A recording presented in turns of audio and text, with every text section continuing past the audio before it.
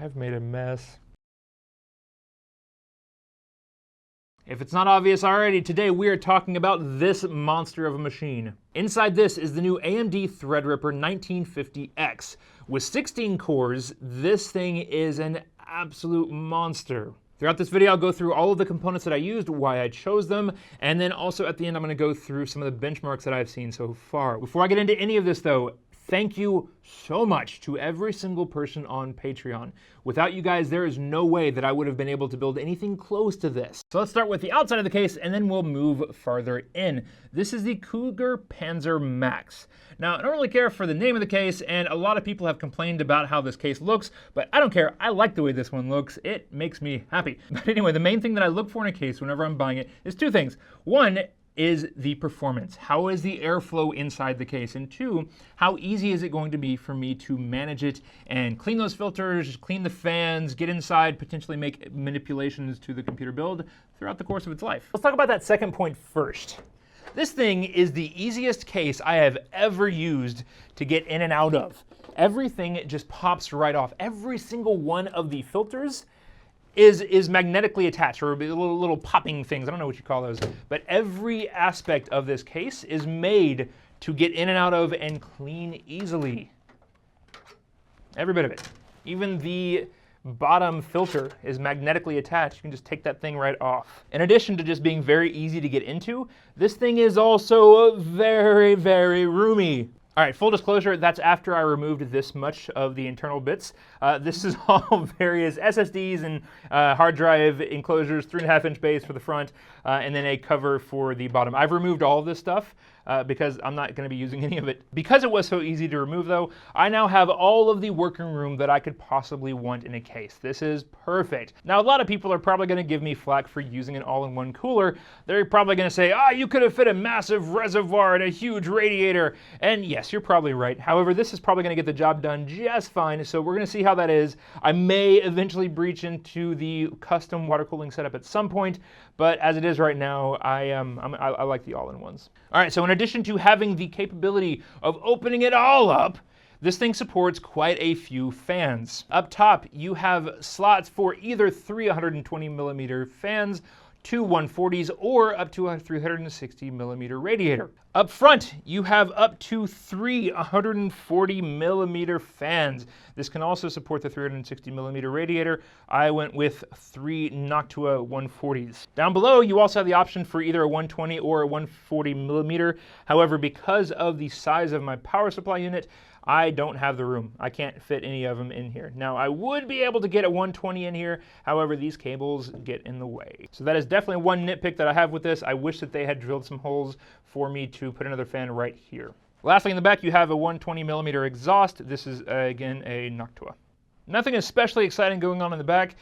You'll see that I don't really give a whole lot of time into cable management. It is functional. I am able to get into things. So, you know what? This is good enough. Back here, they do have 3 really good grommets, plenty of holes, access points for you to get cables in and out of. So overall, this is just enough. Nothing spectacular. However, it does get the job done. Now, typically, there's a lot more going on back here. There's typically some hard drive bays here, as well as I think either 3 or 4 of the SSD mounts here.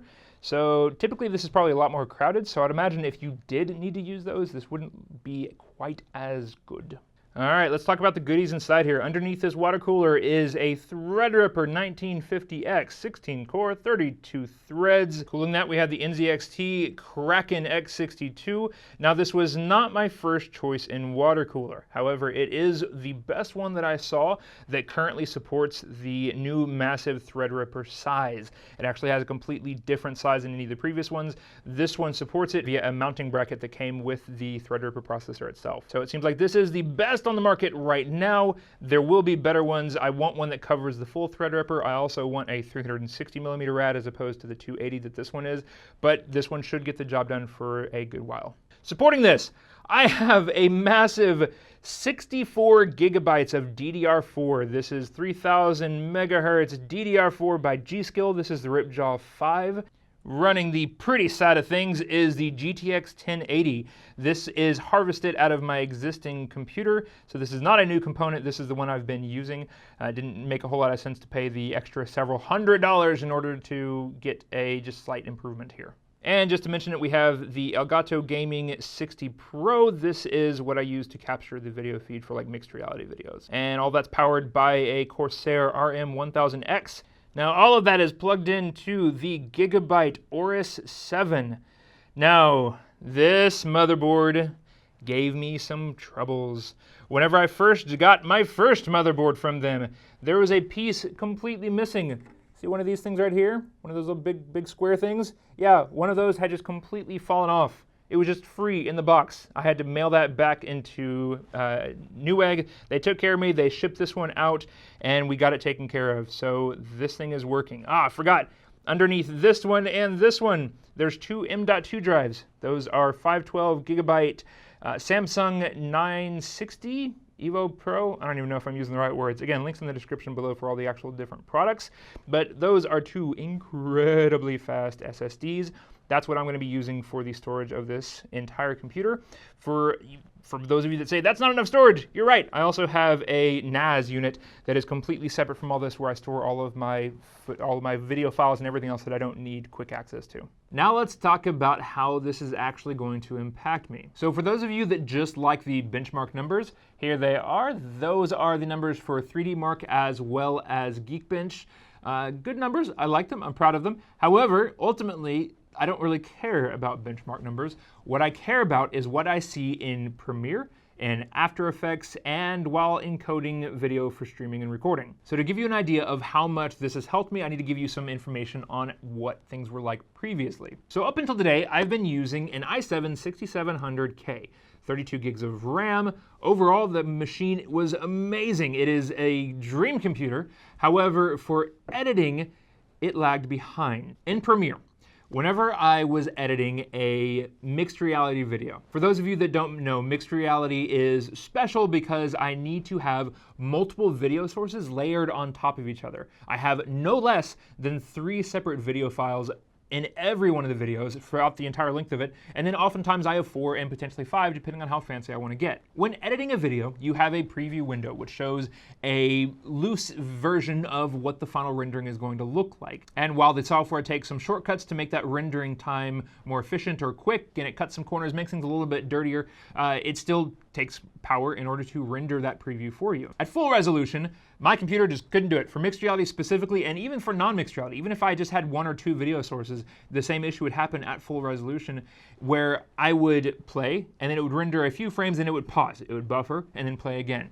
And this would take up probably 3 or 4 hours for me to edit a single mixed reality video because I had to wait so long for the video to buffer.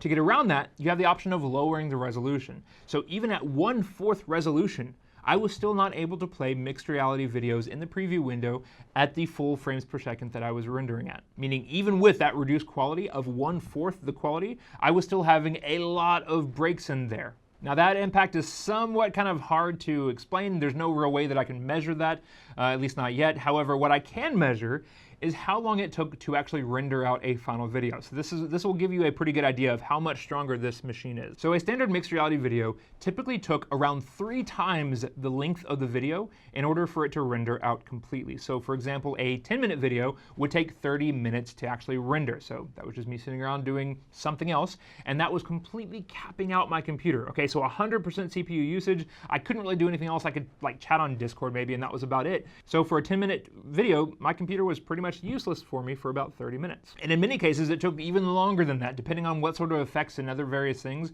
I had some renderings take over an hour, in the breaching of 2 hours in one very rare case. All right, so again, a single rendering job took 3 times the length of the file on average for a mixed reality video. So I did the exact same test on this thing with the exact same file, and on this one, not only did it take less time, but I didn't even use all of my processing power. I was able to render out the exact same file, so a 10-minute file, in 5 minutes. Okay, that is half the time of the entire video length, where before it was 3 times the size.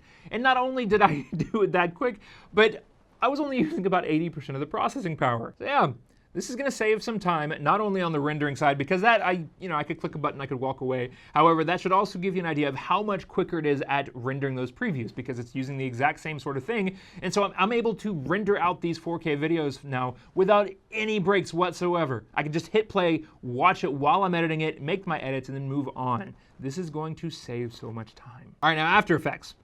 After Effects is an incredibly complicated application that allows you to do some really fancy things with video editing.